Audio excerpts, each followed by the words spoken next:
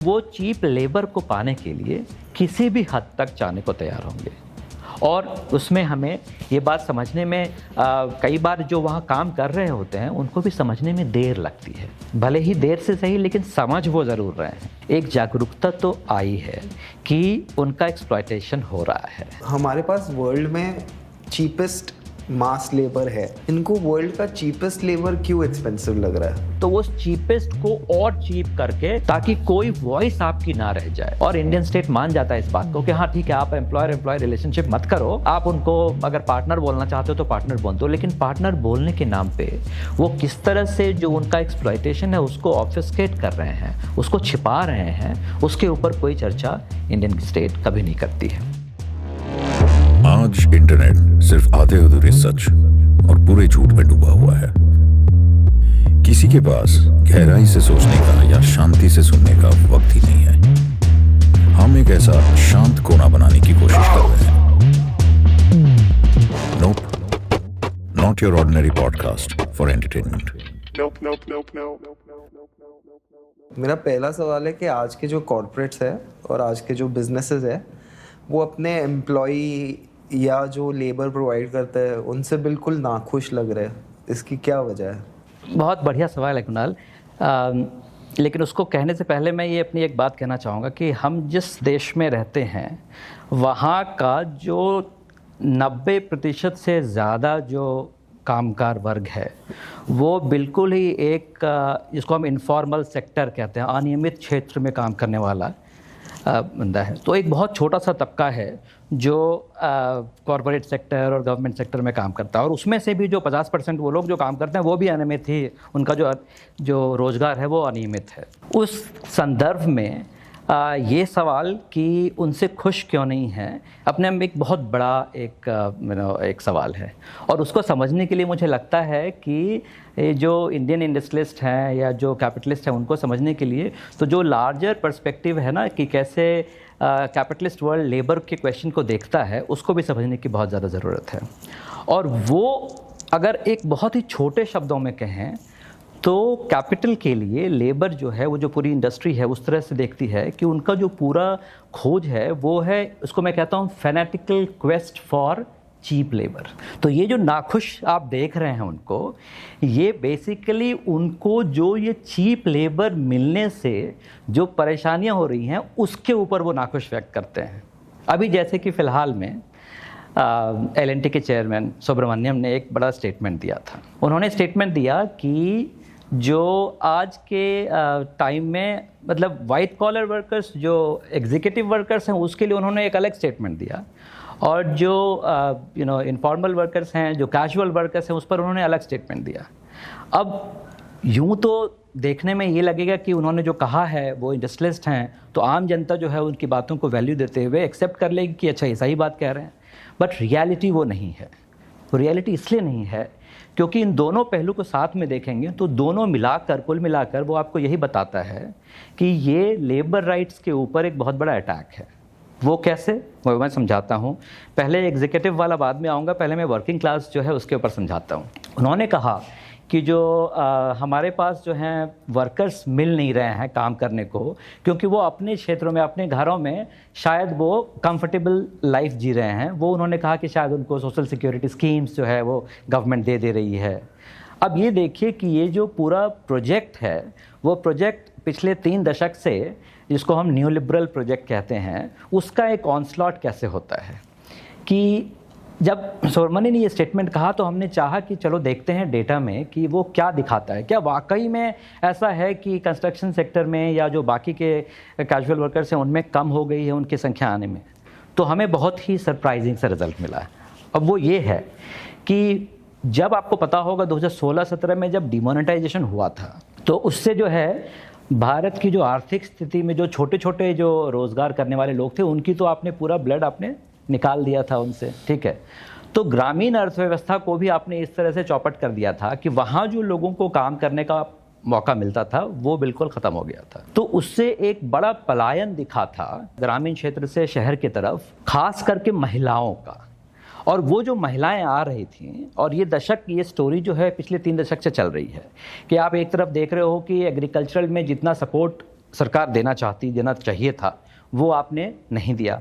तो आपका जो कृषि क्षेत्र है उसमें एक आर्थिक संकट है। वो आर्थिक संकट से अगर लोग जूझ रहे हैं तो वो कहाँ निकल के जाना चाह रहे हैं? वो नॉन फार्म सेक्टर में, गैर कृषि क्षेत्र में जाना चाहते हैं। और वो गैर कृषि क्षेत्र में आपके पास जो ऑप्शंस अवेलेबल थे, चाहे वो मैन्युफैक्चरिंग का हो, चाहे वो अब जो है वो सर्विसेज की तरफ जो चला गया है, वो पूरा का पूरा सर्विस सेक्टर जो है वो जॉब जनरेट कर नहीं पा रहा है। तो इसलिए आप पिछले 3 दशक की हिस्ट्री को अगर देखेंगे तो इंडिया में क्या हुआ है कि आपको ग्रोथ स्टोरी तो बहुत सेलिब्रेटरी नज़र आता है, बट उसका एम्प्लॉयमेंट स्ट्रक्चर जो है वो बहुत ही एक्सप्लॉयटेटिव है। तो जहां अब आपका जीडीपी कॉन्सेंट्रेट हो रहा है, जिसको कि हम कहते हैं सर्विस सेक्टर के थ्रू, वहाँ पर एम्प्लॉयमेंट जनरेट नहीं हो रहा है और बहुत छोटा एम्प्लॉयमेंट हो रहा है, जिसके ऊपर भी आप कह रहे थे, अभी आपने इशारा किया कि वहाँ भी कॉरपोरेट सेक्टर जगत जो है वो खुश नहीं है। उस पर मैं अभी थोड़ी देर में आता हूँ। लेकिन जो लोग कृषि से निकल के गैर कृषि क्षेत्र में शहरों में आ रहे थे, उनको एक सेक्टर था सिर्फ जो अपने जीडीपी के बराबर के हिस्सेदारी में या उससे थोड़ा ज़्यादा एम्प्लॉयमेंट दे पा रहा था। वो एक सेक्टर था, उसको कहते हैं कंस्ट्रक्शन बूम। वो एक बड़ा सेक्टर था जहाँ पर कि जो गैर कृषि से जो क्षेत्र में लोग आ रहे थे तो उनको एम्प्लॉयमेंट मिल रहा था। और हकीकत ये है कि वो जितने भी एम्प्लॉयमेंट जनरेट हो रहे थे, कंस्ट्रक्शन सेक्टर की पूरी employment, in fact one could say कि 99% एम्प्लॉयमेंट जो है कंस्ट्रक्शन सेक्टर में वो इनफॉर्मल है। ना आपके पास कोई जॉब सिक्योरिटी है, ना आपके पास कोई सोशल सिक्योरिटी है। तो ये सारा इनफॉर्मल वल्नरेबल वर्कफोर्स आपका तैयार हो रहा था। अब मैंने कहा 2016 में महिलाएं ज़्यादा आती हैं तो वो कहाँ एम्प्लॉय होंगी? वो कंस्ट्रक्शन सेक्टर में एम्प्लॉयड होती हैं। तो 16 में आप देखेंगे 17-18 का PLFS भी बताता है कि एक शुरुआत होता है, फिर उसके बाद 18-19 में देखेंगे आप कि एक सडन जंप है महिलाओं के भागीकरण को लेकर के कंस्ट्रक्शन सेक्टर में। कि जैसे अगर पहले 17 से पहले अगर 16 में अगर 5% के आसपास था, तो वो जंप होकर 14% तक जाता है। महिलाओं की भागीदारी की बात मैं कर रहा हूँ सिर्फ अभी के लिए। अच्छा, उसके बाद क्या हुआ कि एक तीसरा पॉलिसी शॉक आपने दिया GST का भी। तो वो प्रतिशत जो फिर से जो छोटे छोटे जो रोज़गार थे वो जब तबाह हुए तो फिर वहाँ से लोग निकले, फिर वो कंस्ट्रक्शन सेक्टर में आए। तो ये 14, 14.5, 15% तक महिलाओं की भागीदारी उसमें हो रही थी। फिर आपका आया 2020 में कोविड पैंडेमिक। उस पर आपने फिर एक तीसरी पॉलिसी शॉक दे दी। आपने कहा नेशनल लॉकडाउन। अब वो नेशनल लॉकडाउन आपको कहाँ लेकर गया? तो हमने देखा कि हज़ार मील जो है महिलाएं बिना चप्पल के, बच्चों को कंधे में लिए, गोदी में लिए, वो सड़क पर जाती रहीं। जो आपका शहरी क्षेत्र था वो उन महिलाओं को, उनके परिवार को, उनके मेल को लेने के लिए वो तैयार नहीं था। तो वो वापस उनको पलायन करना पड़ा शहर से गांव की तरफ। और 20 का वो हाल रहा, 21 का वो हाल रहा, 22 में इकोनॉमी अभी तक अपने दिशा में नहीं आ पाई है। लेकिन आप ये देखें कि मैंने देखा कि क्या वाकई में ऐसा हुआ देयरफॉर कि जो कंस्ट्रक्शन सेक्टर में है कि पूरे सारे वर्ग के लोग उसमें कम हो गए हैं? तो देखा ऐसा नहीं है। जो महिलाएं वापस गई हैं वो वापस अब कंस्ट्रक्शन सेक्टर में आके काम नहीं करना चाह रही हैं। तो आप कंस्ट्रक्शन सेक्टर में देखेंगे कि महिलाओं का जो नंबर है वो घट के अभी 3% हो गया है। 5% था, 15 हुआ, वापस 3 पे चला गया। और पुरुषों का, अब चूंकि महिलाएं कम हुई, अगर पुरुष भी कम हो जाता तो मैं समझता कि सुब्रमण्यम साहब के स्टेटमेंट में कोई दम है। पुरुषों का बढ़ा है क्योंकि आपके पास में अब महिलाएं काम नहीं कर रही हो तो पुरुषों को डबल काम करना पड़ा, डबल शिफ्ट करना पड़ रहा है।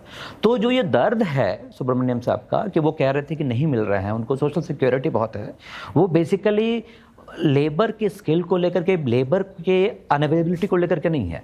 वो चीप लेबर है क्योंकि आपको पता है कि महिलाओं को की जो आय होती है उसका जो दिहाड़ी होता है वो पुरुषों से बहुत कम होता है। तो शायद वो इसकी तरफ इशारा कर रहे हैं कि हमको चीप लेबर नहीं मिल पा रहा है। उनको उससे बहुत दुख हो रहा था कि बहुत चीप लेबर नहीं मिल पा रहा है। और उसी को आप लिंक करें अब कि जो एग्जीक्यूटिव वाला जो मसला है, जब वो कह रहे हैं कि 70 घंटे 90 घंटे, उन्होंने कहा यार कितने देर तक अपने बीवी के फेस को देखोगे? तो ये तो उन्होंने एक थियरी ऑफ रिलेटिविटी भी है उसको भी फॉल्सिफाई कर दिया, क्योंकि वो बिलीव करते हैं न्यूटोनियन फिलॉसफी में। ठीक है, सब कुछ फिक्स है, प्रोडक्टिविटी कैसे बढ़नी है वे मैं ही बताऊंगा। मेरी प्रोडक्टिविटी हो सकता है कि मैं अगर 4 घंटे अपने वाइफ के चेहरों को देखो तो मेरी प्रोडक्टिविटी बहुत बढ़ जाए, बट उसमें वो बिलीव नहीं करते हैं। उनका है कि there is only one way to increase your productivity.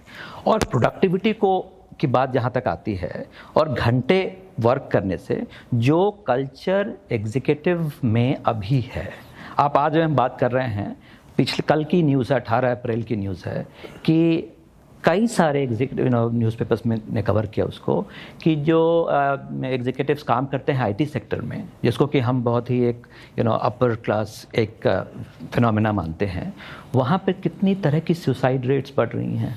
ठीक है, वो सुसाइड रेट्स क्यों हो रहा है? क्योंकि आपने एक टॉक्सिक प्रोडक्टिविटी की तरफ आप उसको पुश कर रहे हैं।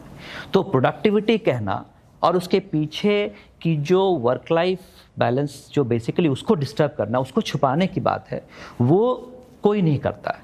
चाहे वो इन्फोसिस के चेयरमैन हैं, चाहे वो एल&टी के चेयरमैन हैं, उन सब की जो उनका टारगेट ये है कि इन सारी बातों को छुपा करके आपसे वो बताएं आपको इस बात की तरफ, और ये सब किया जाएगा नेशनल के नाम पे कि उनको वहाँ ले जाना है। ये नेशनल इंटरेस्ट में है कि 70 hours of work, 90 hours of week का work is a national interest. But national interest में तो सबसे बड़ी समस्या अभी क्या है? अनएम्प्लॉयमेंट की। और हम तो ये कहते हैं कि चलो अभी जितने भी लोग काम कर रहे हैं, अगर अनएम्प्लॉयमेंट को एड्रेस करना है तो उसका एक सबसे अच्छा उपाय क्या हो सकता है कि आप वर्क आवर्स को कम कर दो, कि आप 8 घंटे की बजाय ये कहने के कि आप 12 घंटे काम करो, आप ये बोलो अगर कि नहीं अब से हमारा वर्किंग आवर सिर्फ 6 आवर्स होगा, तो number of people who will be employed will increase. तो अगर हम उसका एक मैथमेटिकल सिंपल सा सॉल्यूशन ये करें कि 8 आवर्स वर्क को अगर हम 4 आवर्स ऑफ वर्क कर दें, तो number of people employed will be double the number which is currently existing. But उस तरफ सोचना नहीं है, क्योंकि यहाँ जो मैंने कहा था वर्ड शुरू में, एक fanatic quest for cheap labour, वो इसलिए है कि ये कोई एक छोटी बिजनेस स्ट्रैटेजी की बात नहीं है, ये एक बहुत ही गहरी जो fundamental driving force of capitalism ये है। तो जिस दिशा में वो ले जाना चाह रहे हैं, वो दिशा ये है कि वो चीप लेबर को पाने के लिए किसी भी हद तक जाने को तैयार होंगे। और उसमें हमें ये बात समझने में कई बार जो वहाँ काम कर रहे होते हैं उनको भी समझने में देर लगती है, भले ही देर से सही, लेकिन समझ वो ज़रूर रहे हैं। क्योंकि अब जो है आप देखेंगे कि इनफॉर्मल सेक्टर के जो वर्कर्स हैं उनमें भी, और जो एग्जीक्यूटिव क्लास के जो वर्कर्स हैं उनमें भी एक जागरूकता तो आई है कि उनका एक्सप्लॉयटेशन हो रहा है, कि हम 90 घंटे काम किस लिए कर रहे हैं, किसके लिए कर रहे हैं। और वो बात समझ पा रहे हैं। इसलिए कहा जा रहा है आजकल की जो जनरेशन जी है वो इस तरह के टॉक्सिक प्रोडक्टिविटी के खिलाफ है। अब इसको हम अगर हम एकेडमिक सेंस में माने तो इसको हम कहते हैं कॉन्शियसनेस, कि उनके अंदर ये कॉन्शियसनेस आ रही है इस बात को लेकर कि हमारा एक्सप्लॉयटेशन जो है वो ही कॉरपोरेट का प्रॉफिट में बदलता है। अब इसको मैं 2 उदाहरण से समझाना चाहता हूँ। और उसके पहले मेरा एक सवाल है कि जो ये कंपनीज है, हमारे पास वर्ल्ड में चीपेस्ट मास लेबर है, इनको वर्ल्ड का चीपेस्ट लेबर क्यों एक्सपेंसिव लग रहा है? क्योंकि वो उसको मैंने कहा ना, वो फेनेटिक क्वेस्ट है, तो वो चीपेस्ट को और चीप करके, ताकि कोई वॉइस आपकी ना रह जाए। क्योंकि वो चीपेस्ट लेबर जब एक साथ काम करता है तो उनके अंदर जब ये कॉन्शियसनेस जागती है तो वो कहते हैं क्या कि हमें कलेक्टिवाइज करना चाहिए। तो इसलिए आप देखेंगे कि आईटी सेक्टर में भी लोगों ने थोड़ा यूनियनाइजेशन का काम शुरू कर दिया है। वहाँ पर बैंगलोर हो, चेन्नई हो, पुणे हो, इन सारे जगह पे जो आईटी वर्कर्स हैं वो यूनियनाइज हो रहे हैं, वो अपने डिमांड को लेकर के अपनी बातें करते हैं। तो वैसे मैं ये नहीं मानता कि कैपिटलिज्म में कभी बड़े अरसे तक के लिए कोई वर्क लाइफ बैलेंस की कभी कोई फिलॉसफी रही है, लेकिन एक छोटा समय था 10-20 सालों का, जहाँ पर जब स्टेट रेगुलेटेड कैपिटलिज्म जिसको हम कहते थे, कि स्टेट ने अपनी वर्चस्व वहाँ पे स्थापित करने की कोशिश की थी कि देखो आप अनरेगुलेटेड कैपिटलिज्म, कीन्स ने, जॉन मेनार्ड कीन्स ने इसके लिए कहा था कि कैपिटलिज्म को अगर एग्जिस्ट करना है, वो कोई सोशलिस्ट नहीं थे, वो कैपिटलिज्म को सबसे अच्छा सिस्टम मानते थे, लेकिन वो कहते थे कि कैपिटलिज्म को अगर एग्जिस्ट करना है तो उसको रिफॉर्म करने की ज़रूरत है। तो वो एक रिफॉर्मिस्ट थे, कैपिटलिस्ट रिफॉर्मिस्ट थे।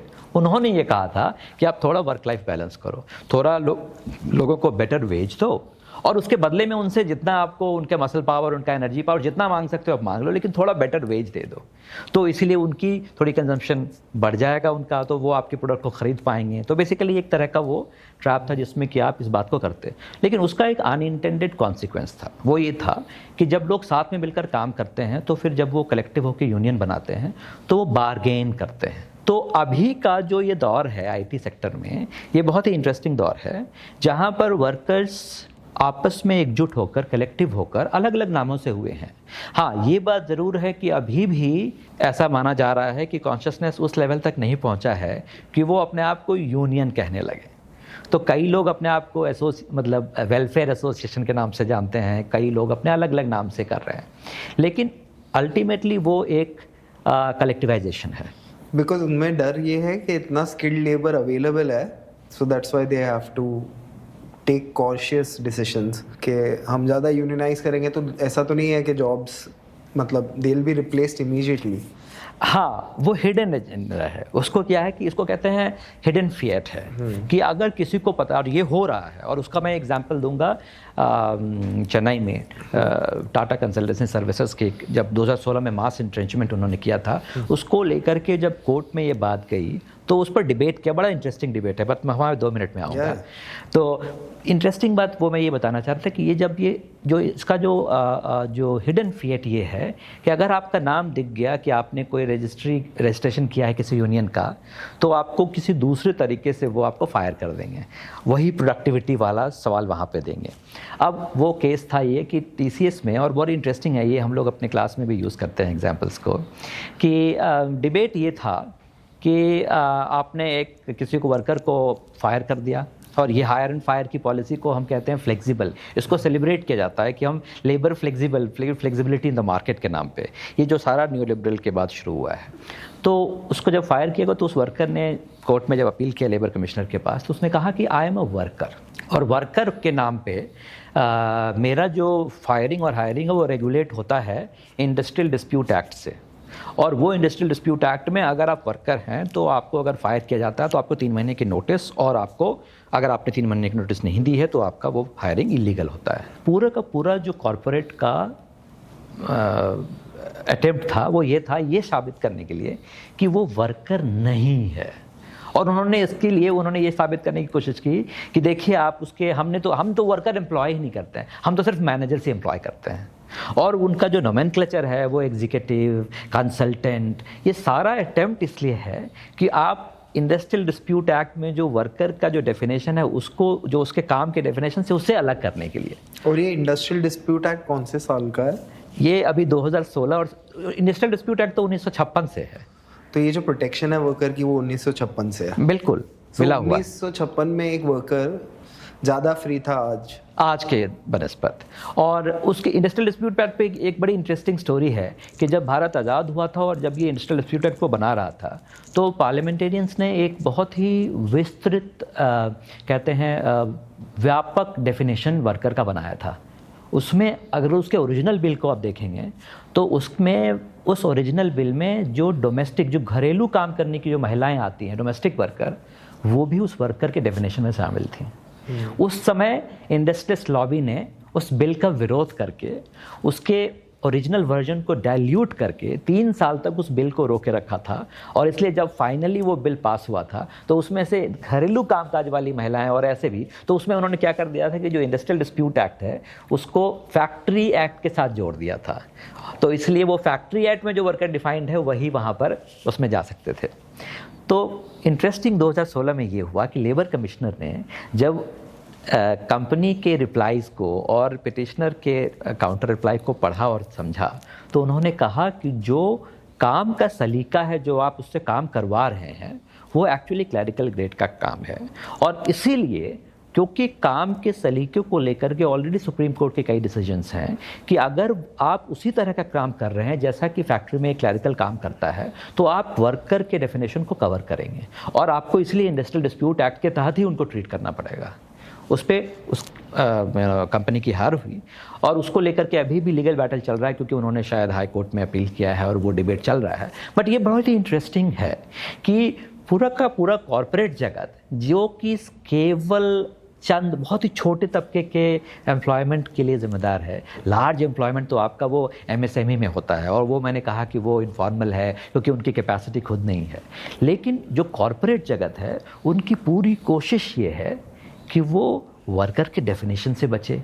आपको पता होगा कि ये जब IT सेक्टर की जब बूम हो रहा था 80s में, तो उनकी रजिस्ट्रेशन जो है वो फैक्ट्री एक्ट में नहीं होता है, उनकी registration shops and establishment act में होती है, जहाँ पर उनको फिर कुछ तरह के एग्जेम्पशंस मिलते हैं लेबर लॉ से। लेकिन लेबर लॉ से एग्जेम्पशन मिलने का मतलब ये नहीं है कि वो इंडस्ट्रियल डिस्प्यूट एक्ट की लेबर लॉ से उनको मिल जाए, मिनिमम वेज से मिल जाए। तो उनकी पूरी कवायद ये है, और ये जो अभी फ़िलहाल, और मतलब मुझे I feel it very very uncomfortable to accept कि अक्टूबर 2024 में there was this young woman, I think hardly 24 or 25. She died of a heart attack working in her office. Ernst & Young की मैं बात कर रहा हूँ, है ना। और उसके 2 महीने बाद आप कह रहे हैं कि वर्क कल्चर में उनकी प्रोडक्टिविटी नहीं है, उसको बढ़ाने के लिए 70 घंटे 90 घंटे काम कराने की ज़रूरत है। कोई इंडस्ट्री लीडर इस बात को लेकर के कोई स्टेटमेंट नहीं देता है कि वर्क कल्चर को, जो टॉक्सिक जो वर्क कल्चर है उसको कैसे सुधारा जाए, उसको हमें कैसे वर्कर फ्रेंडली बनाया जाए और कैसे उसको और इंक्लूसिव बनाया जाए। ऑन द कॉन्ट्रेरी उसको आप और जो एक्सप्लॉइट करके और ज़्यादा उसको टॉक्सिक बना करके आप उनको, you are trying to push them to the verge of suicides. ये एक रियलिटी है।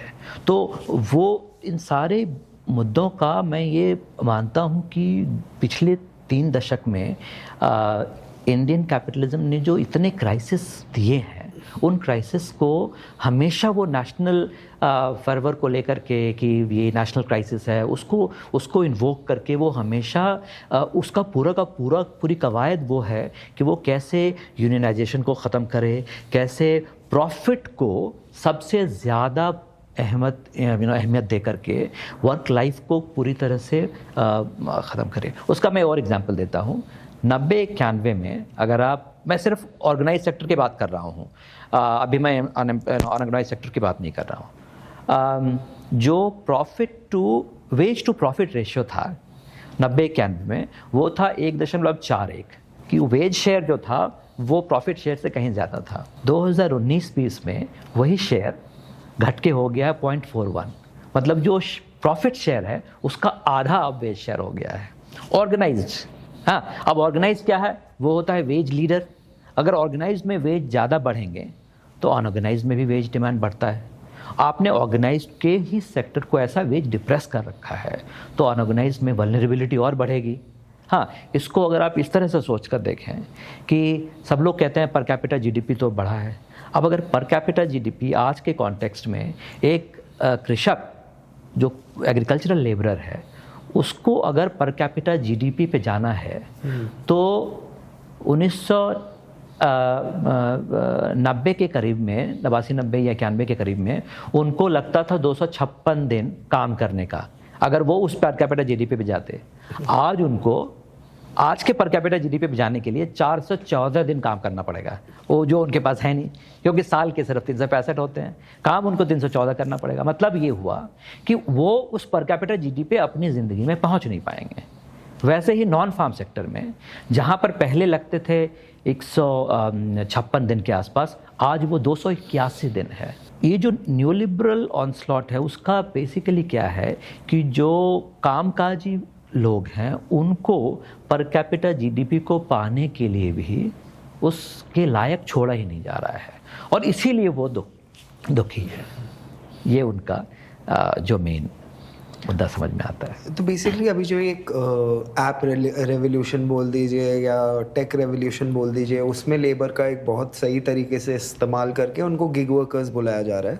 जहाँ तक मुझे पता है gig is a term for musicians, artist, जो शायद वेस्ट में बोलते थे गोइंग फॉर अ गिग, और गिग का कॉन्ट्रैक्ट बनता है। जो गिग वर्कर वेस्ट में होना आई थिंक आर्टिस्ट से ही डिवाइस हो के फिर उन्होंने भी अभी सब जगह गिग वर्क ही बोला है। तो ये नए तरह की जो एक इकोनॉमी फॉर्म हो रही है जहाँ पे एक आदमी घूम घूम के आपके लिए डेटा कलेक्ट कर रहा है कि कैसे कल आप इसको ही रिडंडेंट कर दो। इसको एफिशिएंट, मतलब ये प्रोसेस को और एफिशिएंट करो इसके डेटा से ही, इसके डेटा के कलेक्शन से ही। अभी अपने रेस्टोरेंट्स चालू करने की बात कर रहे हैं, तो जो उनको समझ आया है कि रेस्टोरेंट मेन्यू जो वो 10 साल लगाता है डिवाइस करने के लिए, वो आपने 10 महीने में कर लिया कि ये टाइम पे ये आइटम ज़्यादा बिकती है, तो we'll have an assortment of just food items that sell, not a certain kind of cuisine.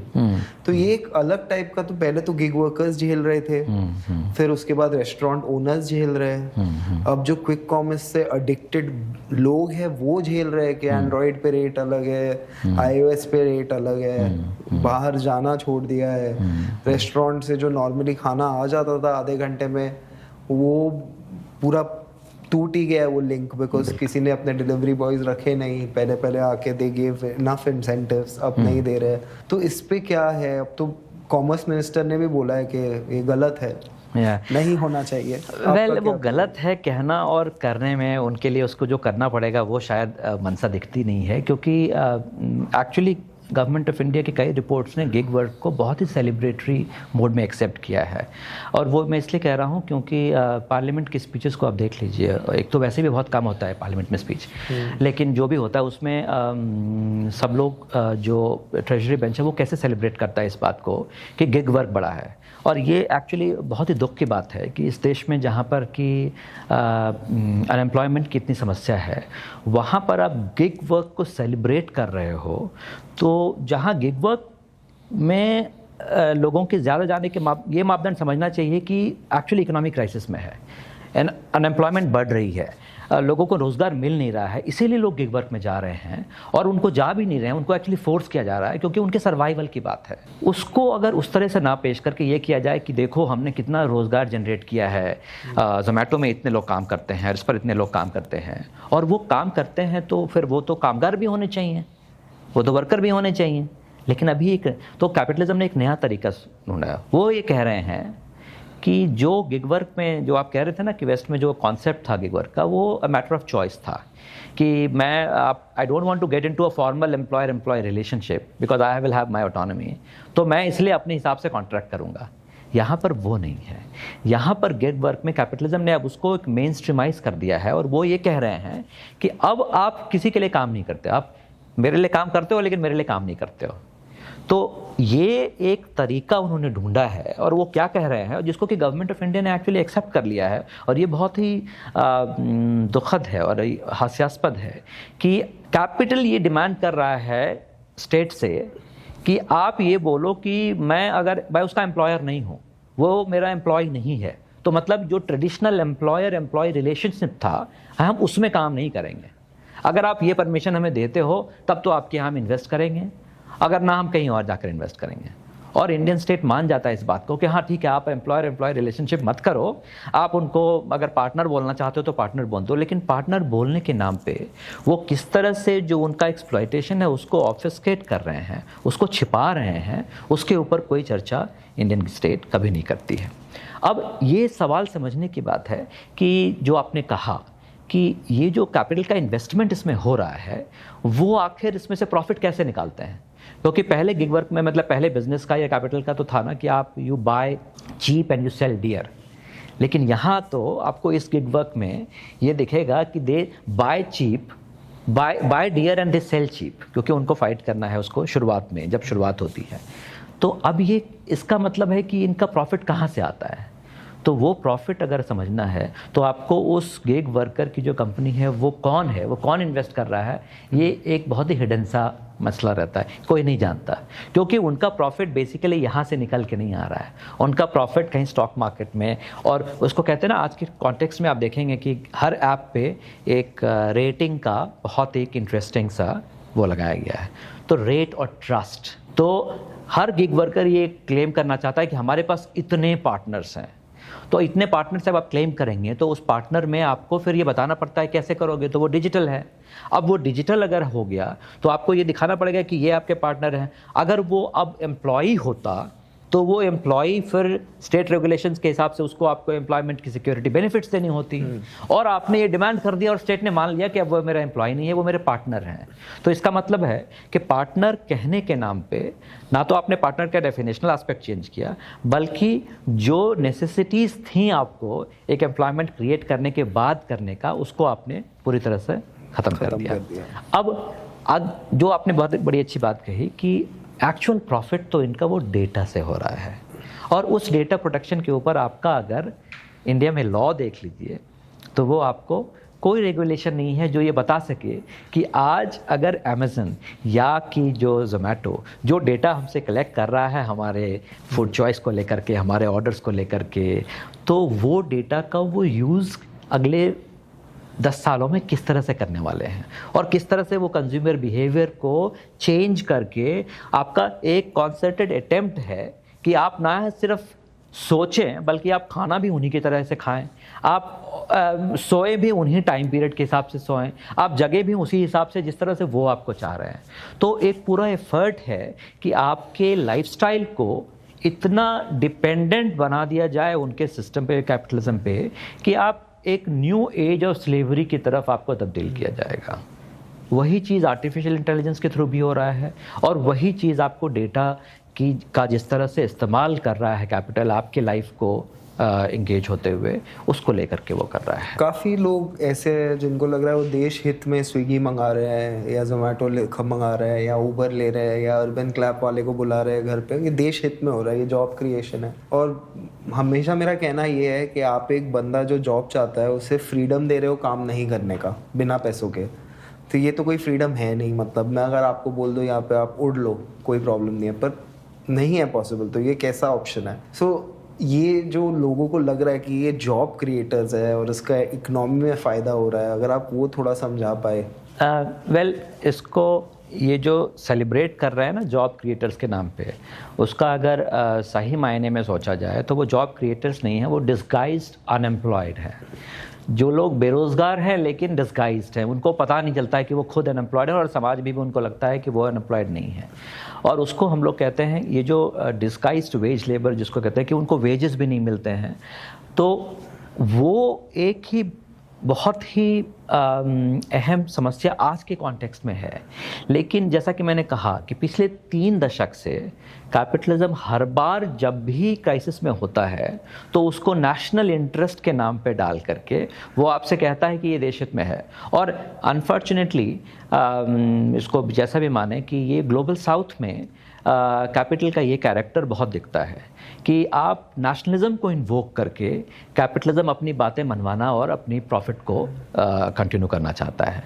तो जिसको कि आपने कहा कि आप जॉब क्रिएट कर रहे हैं या जॉब क्रिएटर है, जिसका एक एग्जांपल मैं बताता हूँ कि चाहे आपने अर्बन क्लैप का कहा या प्रधानमंत्री ने अपने भाषण में एक बार गिनवाया था कि एक ऑटो ख़रीद कर अगर वो 3 शिफ्ट में चले तो 24 घंटे में कितने लोगों का एम्प्लॉयमेंट बढ़ा। तो इस बात को समझने की ज़रूरत है कि क्या वो एम्प्लॉयमेंट जो क्रिएट हो रहा है उसकी क्वालिटी, उसके कंडीशंस को लेकर के क्या हमें कुछ सोचने की ज़रूरत नहीं है? वो एक बहुत ही वल्नरेबल किस्म का, जिसको मैंने कहा वो अनएम्प्लॉयमेंट है, और उसको आप सेलिब्रेटरी मोड में आकर के एम्प्लॉयमेंट सेलिब्रेट कर रहे हैं, बहुत ही आज के समय में बहुत ही प्रॉब्लमेटिक है। और उसको इस बात से जानना समझना ज़रूरी होगा। 2004 के बाद से 2011 में जो एक जो नेशनल एम्प्लॉयमेंट गारंटी स्कीम आई थी, जो सोशल मूवमेंट का एक कंट्रीब्यूशन था, वो उस दरमियान में लोगों ने डिमांड किया था कि राइट टू वर्क हमें होना चाहिए। अब उस राइट टू वर्क में जो मैंने अभी आंकड़ा आपको दिया था कि जो कृषक है उसको तो 400 दिन काम करने हैं, जो नॉन फार्म वर्कर है उसको 281 दिन काम करने हैं, और ऑर्गेनाइज वर्कर है उसको भी कम से कम 280 दिन काम करने हैं फिर इस बात को उस जीडीपी तक पहुंचने के लिए। और हमने एम्प्लॉयमेंट गारंटी कितना दी है? 100 डेज़ की। तो तो हमारा जो डिस्कोर्स है पूरा, वो पूरी तरह से एक तरह से ये समझा जाए तो ये जो पूरा जो स्टेटमेंट्स आ रहे हैं, जो गिग्स को थोड़ा और मैं सिंप्लीफाई कर दूं, जो नरेगा है उसमें आप अगर 365 डेज फ्री हो तो भी आप 100 डेज ही काम कर सकते हैं। आपको 100 डेज का ही वेज मिलेगा और उसके आगे आप नहीं जा सकते। This is just something which you do and then बाकी टाइम में आपको कुछ और फिगर आउट करना पड़ता है। चाहे माला बनानी पड़ेगी मंदिर के बाहर, या तो फिर कुछ और फ्रूट का धंधा सोचना पड़ेगा, या तो वाइफ ये करेगी, आप कुछ करेंगे। और तो हमारी जो रूरल स्कीम है वो कहती है कि 100 दिन से ज्यादा आपको हमारी जरूरत नहीं है। पर अगर जीडीपी में हम अपना स्टेक चाहते हैं तो उसमें मिनिमम 280-300 दिन हमारा काम अगर नहीं हो तो हम उस लेवल पे, जीडीपी के लेवल पे, हमारा पर कैपिटा जो है वो हम उस लेवल पे पहुंच ही नहीं पाएंगे। तो इसका मतलब है कि आपने जो हमारा डिस्कोर्स है वो लेबर फ्रेंडली तो हुआ नहीं, वो एंटी पुअर है। और उसके ऊपर जब गवर्नमेंट थोड़ी बहुत स्कीम्स करती है जिसको कि हम कहते हैं सोशल सिक्योरिटी में, हाँ, तो उसको आज के रिजीम में न्यू लिबरल जो फिस्कल रिजीम है वो कहता है कि हम फ्रीबीज बांट रहे हैं, जिसको हम कहते हैं रेवड़ी कल्चर। ये अपने आप में एक तरह से देखा जाए तो वो उस गरीब के ऊपर, उस पुअर के ऊपर, तो एक तरह का it's a social crime to say that कि आपने रेवड़ी बांट दी है उसको। आप इस बात पर नहीं सोच रहे हो कि आखिर स्टेट को ऐसी ज़रूरत क्यों पड़ी। स्टेट को ज़रूरत इसलिए पड़ी वो देने के लिए क्योंकि कैपिटल ने अपना हाथ पीछे किया हुआ है। वो एम्प्लॉयमेंट बहुत ही पुअर क्वालिटी का जनरेट कर रहा है, वो सोशल सिक्योरिटी नहीं दे रहा है, वो उसको जॉब सिक्योरिटी नहीं दे रहा है। जब वो किसी भी समय पे आपके एक छोटे से डिमांड पे, और वो कंस्ट्रक्शन सेक्टर से फिर मैं एग्जांपल दूंगा, अभी बेंगलोर में कुछ काम हो रहा था और वहाँ पर भी हमने देखा, और दिल्ली में हमने काम किया कि जो इंडस्ट्री ये हमेशा ये कहते रहती है कि हमें स्किल वर्कर की बहुत ज़रूरत है, स्किल की कमी है।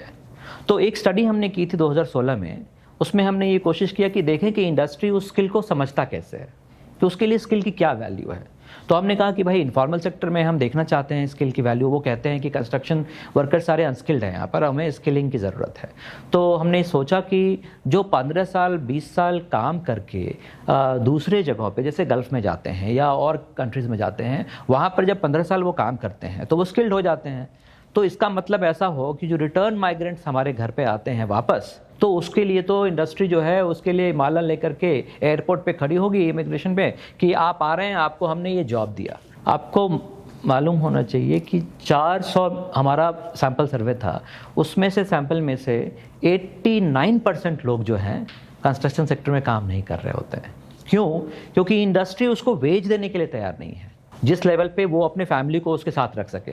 तो किसी ने कहा हमसे कि हमें फोर्स्ड बैचलरहुड में अगर जाना ही हो कि मैं अकेले रहूँगा, क्योंकि वेज जो आप हमें दे रहे हैं वो हमारे मतलब फैमिली को सस्टेन करने के लिए पॉसिबल नहीं है हमें शहर में रखना, तो हम तो फिर वापस माइग्रेट करके हम गल्फ़ चले जाएंगे। यहाँ अगर करना है तो उनमें से कई सारे लोग जो हैं वो प्रेफर ये करेंगे कि चलो हम अपने परिवार के साथ रह के वही गिग वर्क कर लें, तो अपने परिवार के साथ में रहेंगे और खाएंगे। तो उसको वो आप फ्रीडम नहीं कह सकते हैं, वो एक force to choose that option है। तो ये जो गिगिफिकेशन हो रहा है अभी इकोनॉमी का, वो इकोनॉमी की स्थिति को बताता है, इसलिए वो सेलिब्रेटरी मोड में समझ नहीं आ सकता है। उसके लिए आपको रियली लोगों के लाइफ में जो बीत रहा है उसको समझने की ज़रूरत है, और वो बहुत ही बुरा है। और उसका एग्जाम्पल मैंने आपको इंडस्ट्री का दिया कि स्किल के नाम पे स्किल की कोई वैल्यू नहीं है। आप स्किल ट्रेनिंग भी करेंगे, अगर आपको एक कंपनी में स्किलिंग हो रही है, दूसरी कंपनी उस स्किल को आपको रिकॉग्नाइज नहीं करेगी और फिर आपको वो बोलेगी कि आपके यहाँ पर 3 महीने का आपको फ्री में काम करना पड़ेगा, उस समय में आपको हम पेमेंट नहीं करेंगे, फिर आपको स्किलिंग करेंगे। और वो जो पीरियड होता है किसी भी अनएम्प्लॉयड पर्सन के लिए, 3 महीने का फिर से इंटर्नशिप करो और अप्रेंटिसशिप करो, वो बार बार आप उसमें उसको भेजेंगे, तो नेचुरल सी बात है कि वो फिर विड्रॉ करके अपने आप को गिगिफिकेशन में अपने आप को जूझ देंगे, बिकॉज वहाँ पर उनको लगता है कि ये हमारे लिए ऑप्शन है जिसको कि हमारे पास कम से कम हम अपनी बाइक अपनी साइकिल पर चल रहे हैं और कर रहे हैं, जबकि उनको पता है कि वो कितनी बुरे हालत में वो काम कर रहे हैं। लेकिन आपने उनको फोर्स करके उनको उस दिशा में धकेल दिया है जो आपने बहुत सही कहा, और उसके लिए वो फ्रीडम नहीं है, वो रिट्रीट टू अनफ्रीडम है। और प्रभात पटनायक ने इसको लिखा है रिट्रीट टू अनफ्रीडम के बारे में। वो उसको समझने पे लगता है कि वो वाकई में it's a new kind of a new age of slavery that we are being pushed into by this gigification. Urban landless labourers कहा था किसी ने। बिल्कुल, अर्बन लैंडलेस लेबर्स का कि, और अभी आपने देखा होगा कई सारे मैनिफेस्टो में आजकल के इलेक्शंस में सभी कहते हैं कि हम अर्बन एम्प्लॉयमेंट गारंटी को करेंगे, लेकिन जो मैंने एग्जांपल दिया आपको कि ज़रूरत क्या है, अगर उस पर कैपिटल जीडीपी पे हमें लाना है, क्या वो मैनिफेस्टो में शामिल हो पाता है? वो कहीं नहीं रहता है। तो अर्बन जो पुअर है, जो लैंडलेस है, जो वर्किंग है, उनकी स्थिति जो वो है कि वो वल्नरेबल फुटलूज लेबर हैं, आज यहाँ हैं, कल वहाँ हैं, कल फिर अपने गांव होंगे, फिर वो ज़रूरत पड़ेगी तो फिर उनको पुश करके फिर शहर बुला लिया जाएगा। तो ये सिचुएशन हमारे सामने है इस मुद्दे को लेकर। एक और चीज़ मुझे पूछनी थी कि काफ़ी लोग बोलते हैं कि देखो अमेरिका में कैपिटलिज्म है, वहाँ पे तो 30 दिन छुट्टी भी नहीं मिलते, पेड लीव नहीं मिलते, और पेड लीव के लिए कोई भी डेमोक्रेट हो या रिपब्लिकन हो पेड लीव के लिए एडवोकेट नहीं करता। तो इंडिया में तुम्हें क्या तकलीफ है? पेड लीव भी मिल रहा है, मैटरनिटी भी मिल रहा है। मुझे नहीं लगता कि एम्प्लॉयमेंट या एम्प्लॉयबल होने के जो भी मार्कर्स है वो हम कोई भी फ्रंट पे फॉलो कर पाते हैं उसको। सो अगर आप ब्लू कॉलर एम्प्लॉयड हो तो उसके क्या मार्कर्स होते हैं वेस्टर्न वर्ल्ड में या यहाँ पे भी एशियन वर्ल्ड में, और वाइट कॉलर एम्प्लॉय हो तो उसके क्या मार्कर्स होने चाहिए आपके हिसाब से? वेल इसके ऊपर एक्चुअल में होना ये चाहिए था कि इसके ऊपर एक इंटरनेशनल स्टैंडर्ड की बात होनी चाहिए थी कि एम्प्लॉयमेंट का जो स्टैंडर्ड है, और उस पर आईएलओ ने कुछ काम किया है, लेकिन आप आईएलओ की फाइंडिंग्स को ही देखेंगे तो इंटरनेशनल लेबर स्टैंडर्ड कहीं पर भी फॉलो नहीं होता है। हमारे देश में तो उसकी बहुत ही बुरी हालत है लेबर स्टैंडर्ड को अगर हम बात करें तो। लेकिन जो लोग कहते हैं कि अमेरिका में ये हो रहा है, तो उनको ये बताना चाहिए था कि जो राइज ऑफ ट्रम्प है वो उसी प्रॉब्लम को इंडिकेट करता है कि वहाँ के वर्कर्स के साथ जो प्रॉब्लम हुई, वहाँ पर जिस तरह से उन्होंने वर्कर्स के राइट के ऊपर अटैक किया, तो वो has been reflected in a wrong way, in a wrong turn towards the rise of Trump. और ये सिर्फ ट्रम्प की बात नहीं है, जहाँ जहाँ भी राइट विंग फंडामेंटलिज्म का उदय हो रहा है, वो सारा जो कैपिटलिस्ट ऑनस्लॉट है ऑन द वर्किंग क्लास, उसका रिफ्लेक्शन है। अनफॉर्चुनेटली वो वर्किंग क्लास का रिफ्लेक्शन उस दिशा में नहीं जा करके वहाँ जो अवेलेबल ऑल्टरनेटिव्स होते हैं वो उसी में घूमते रहते हैं। तो ट्रम्प जो है वो बाइडेन का ऑल्टरनेटिव नहीं है, और बाइडेन जो है वो ट्रम्प का ऑल्टरनेटिव नहीं है। अल्टरनेटिव दोनों को के परे है, लेकिन वो उस परे को एग्जिस्ट नहीं करने देते हैं सोसाइटी में। वो बर्नी सैंडर्स है जो बोलता है 30 दिन छुट्टी होना चाहिए। एग्जैक्टली। और उसका आपने देखा क्या हासिल हुआ कि उसको अपनी ही पार्टी ने उसको कॉन्टेस्ट करने के लायक ही नहीं छोड़ा।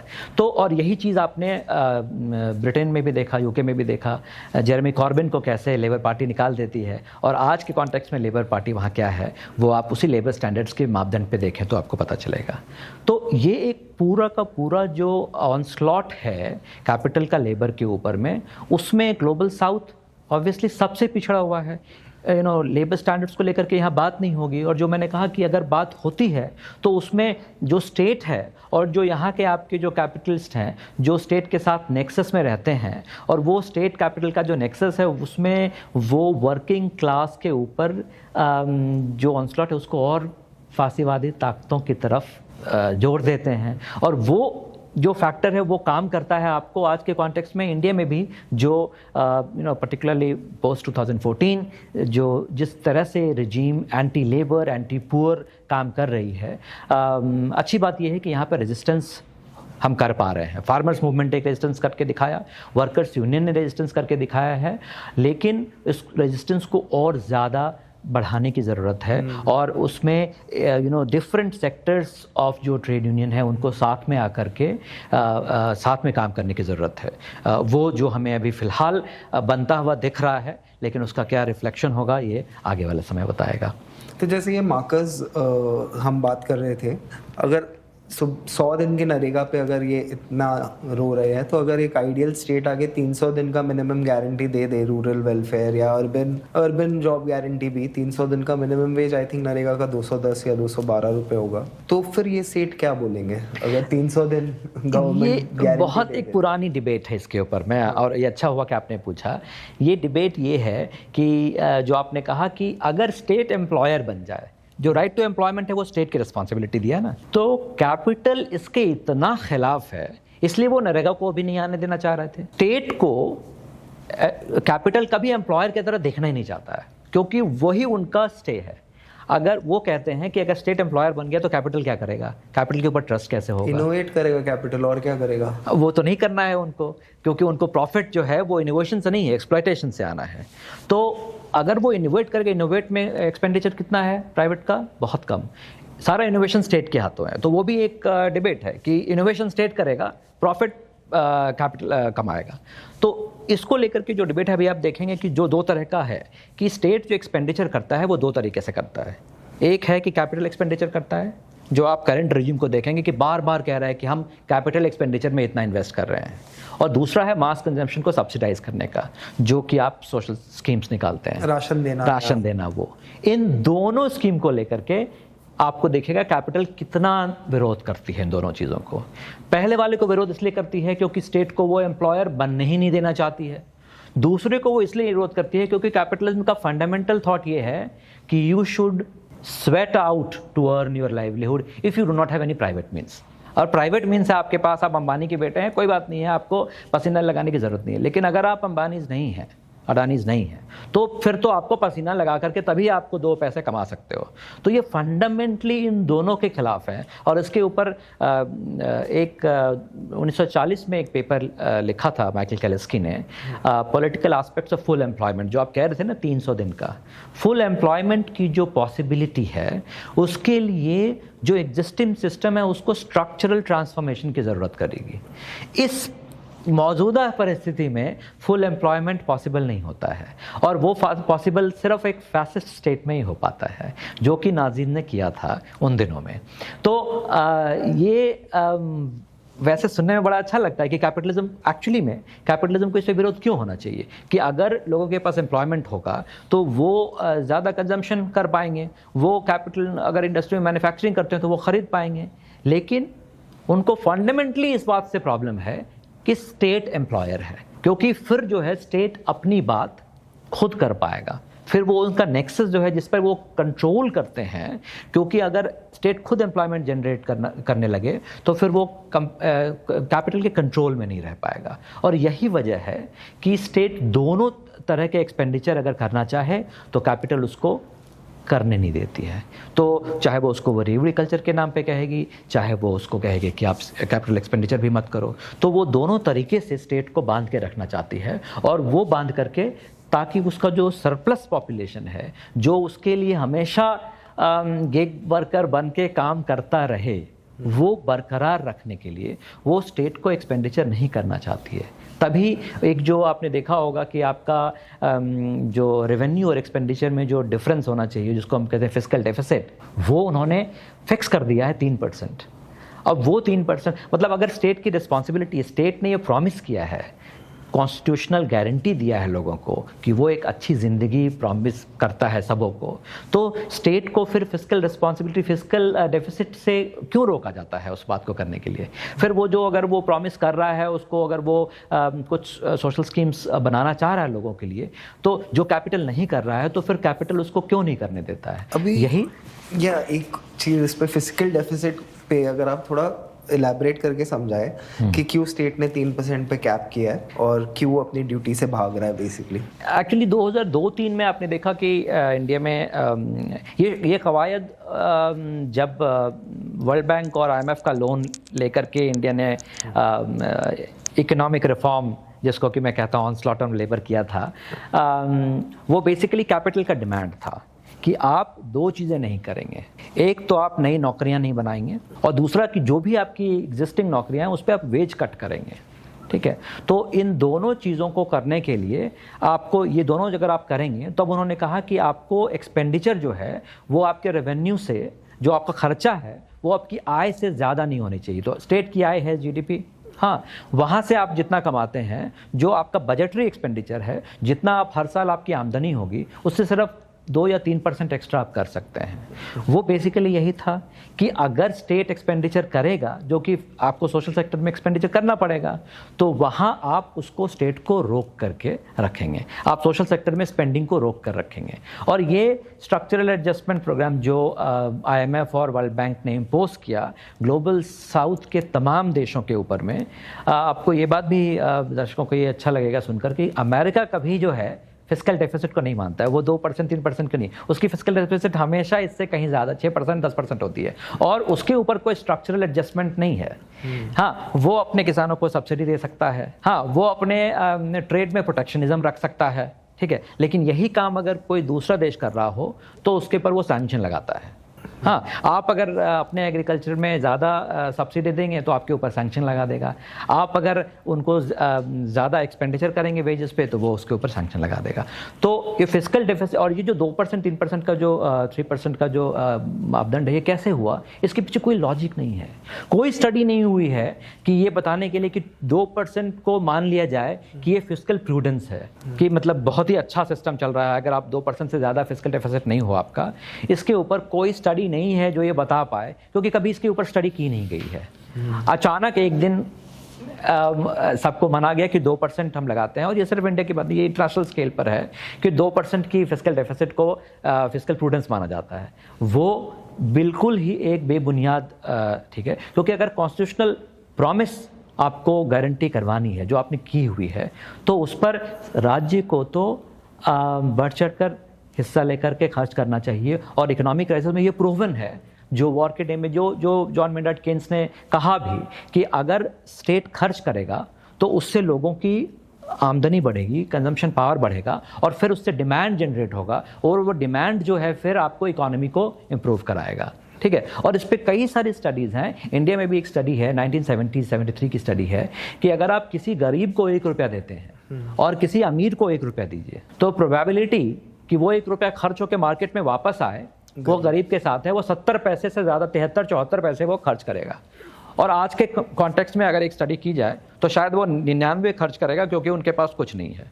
और वही अगर आप एक कैपिटलिस्ट को देते हैं 1 रुपया, तो उसमें से प्रोपेंसिटी टू कंज्यूम जिसको कहते हैं, खर्च करने की जो क्षमता है, वो उसको वो ज़्यादा से ज़्यादा सेविंग में डाल देगा। तो जो डिमांड जनरेशन की जो बात है, उसी को कैपिटलिज्म विरोध करता है कि आप इस तरह से डिमांड जनरेट मत करो, कि आपके पास अगर ये कैपेसिटी हो गई कि आप इफेक्टिव डिमांड जनरेट कर पाओगे तो हमें प्रॉब्लम हो जाएगी, कैपिटल को प्रॉब्लम हो जाएगी, इंडस्ट्रीज को प्रॉब्लम हो जाएगी कि हमें कौन पूछेगा कि हम एम्प्लॉयमेंट जनरेटर हैं।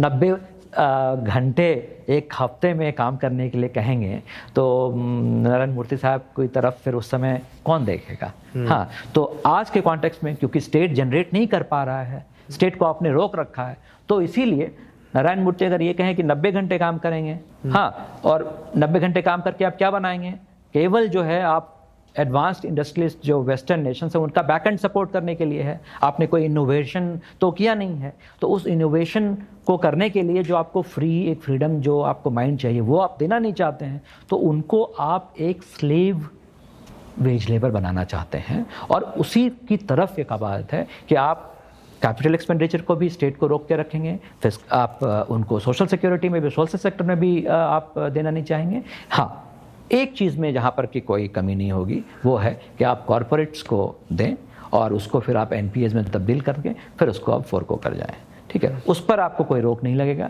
बाकी जो है जहाँ पर भी आप डिमांड जनरेट करने के लिए आप कुछ करना चाहेंगे तो कैपिटल उसका विरोध करेगा। और आज के कॉन्टेक्स्ट में देखें तो स्टेट इंटरेस्ट ही नहीं दिखा रहा है कि उस डिमांड के लिए रुका ही नहीं है स्टेट के विरोध करे। बिल्कुल, वो खुद ही एज अ कैपिटलिस्ट सोच रहा है।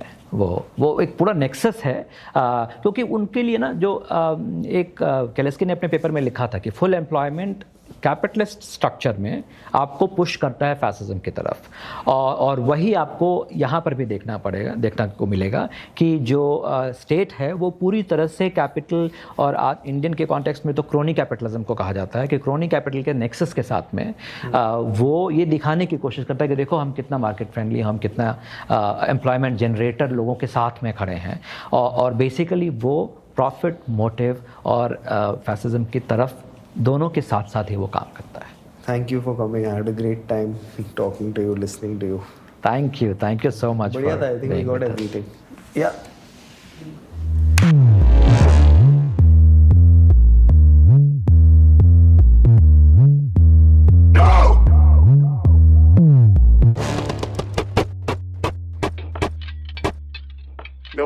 Nope.